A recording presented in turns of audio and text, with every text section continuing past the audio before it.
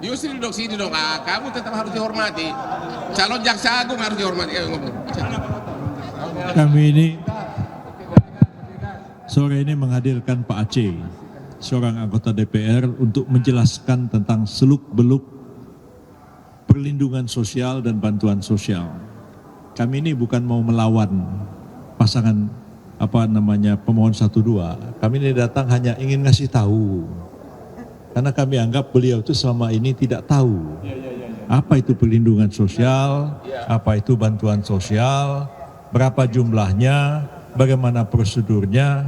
Karena yang ada selama ini Pak Jokowi datang ke daerah-daerah yang kepala daerahnya PJ, semua nenteng bantuan sosial. Setelah diterangkan semua bingung. Ya. 484 triliun, 492 triliun, itu 250 triliunan bantuan sosial, termasuk perlindungan sosial itu habis untuk subsidi BBM dan subsidi listrik. Nah, subsidi BBM dan listrik itu kan tidak dikasih duit orang itu. Tapi misalnya dia harus beli BBM 10.000 1 liter. Tapi cuma bayarnya 7.000, 3.000-nya dari mana? Itu disubsidi. Nah, apa orang yang beli bensin itu bilang, kamu pilih Gibran ya. Siapa yang ngomong begitu? Kan gak ada yang merasakan, gak ada yang tahu. Begitu juga dengan bantuan-bantuan sosial yang sudah dianggarkan. Yang selama ini, yang kemarin menggebu-gebu Daman Huri dan lain-lain itu ngomong, ada peningkatan yang luar biasa melalui El Nino, bantuan El Nino. Nah, segala macam. Setelah dicek datanya, nggak ada perubahan yang luar biasa. Ada peningkatan 12 triliun, ya. Siapa yang mengajukan peningkatan 12 triliun melalui automatic adjustment? Menteri Sosial. Menteri Sosial itu partainya apa? PDIP. Semua dibuka. Ini suratnya dari Menteri Sosial. Minta ada automatic adjustment terhadap El Nino. Nah, bantuan El Nino itu bagaimana caranya? Itu ditransfer melalui bank. Karena data orang yang menerima bantuan sosial sudah ada. Dan mereka tuh sudah punya rekening. Dari zaman saya jadi menteri aja sudah tahu tuh caranya. Dulu ada BLT karena kenaikan BBM. Kata Pak Yusuf Kala, daripada orang itu pergi demo, kamu tanya sama dia, kau mau pergi demo atau kamu pergi kantor pos? Nah, kamu pergi kantor pos, dapat duit di sana. Itu uang langsung ditransfer. Nah, sekian juta orang yang punya rekening dan ditransfer bantuan El Nino itu. Coba nih kalau Anda nih punya rekening bank, ini ditransfer nih, masuk ke rekening Anda.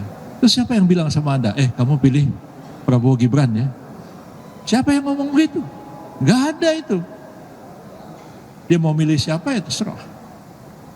Jadi naif sekali tuduhan-tuduhan selama ini. Mereka tidak mengerti dan tidak tahu tentang seluk-beluk perlindungan sosial dan bantuan sosial itu. Jadi kami hadirkan Pak Aceh hanya untuk mengajari mereka, ini loh yang dimaksud perlindungan sosial, ini loh yang dimaksud dengan bantuan sosial.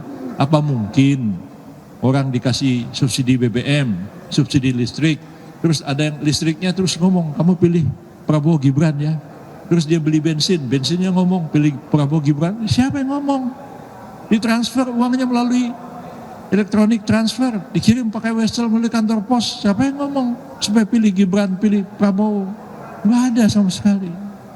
Lebih banyak asal ngomong daripada pembuktian. Nanti habis ini ada 2 ahli kita hadirkan, Pak Kodari sama Pak Hasan Nasbi. Kita kasih panggung sama dia.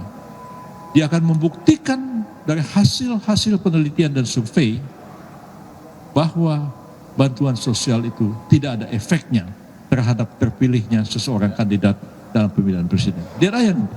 Kita senang nih, karena udah capek, lebih baik nanti habis buka puasa, biar ada panggung buat Kodari sama Hasan Nasbi untuk menjelaskan, biar seluruh rakyat melek matanya, tahu bahwa yang selama ini diomong-omongkan dalam sidang ini oleh pemohon 1 dan pemohon 2, itu lebih banyak narasi, tuduhan-tuduhan tanpa bukti sama sekali. Sore ini kelihatan tampaknya pada lemes semua. Lemas semua mereka, lemas. Setelah dijelaskan oleh Pak Aceh. Lemas, nggak bisa ngomong apa-apa lagi. Dituduh ini, El Nino, untuk kemana? Tak tahu yang ngusul siapa? Bu Risma. Besok Bu Risma datang sini, silakan aja cecer. Suruh Bu Risma berdiri di sini. Bu, benar nggak Ibu yang minta yang melakukan automatic adjustment untuk El Nino sehingga terjadi peningkatan belasan triliun, dan bagaimana caranya Ibu mentransfer uang itu kepada penerima El Nino? Biar Ibu Risma ngomong di sini. Biar semuanya tahu jelas, tidak asal tuduh, tidak asal ngomong aja. Silakan bos. Oke, karena ini sudah hampir selesai pemeriksaan saksi dan bukti, sebagai pengacara senior kami sudah bisa menyimpulkan sendiri dalam hati kami, tapi juga akan kami sharing kebahagiaan ini. Ya, permohonannya itu pertama menyangkut Sirekap, ya. Itu sudah terbantahkan karena ternyata Sirekap tidak dipakai sebagai acuan waktu keputusan pengumuman final suara. Padahal mereka selalu mengatakan curang. Berarti dalil gugatan mengenai Sirekap amblas. Kita dapat nilai 20. Ya udah 20 ya. Yang ketiga mengenai pejabat gubernur. Tadi sudah 4 pejabat mendatangkan semua ada dasar hukumnya, bahkan pernah digugat di MK. Mengenai PJ itu, pejabat kepala daerah, dan dibenarkan oleh MK. Oke? Tambah lagi nilai 20, udah 50 nilai kami dari tadi siang. Sore ini yang paling besar adalah menyangkut bansos.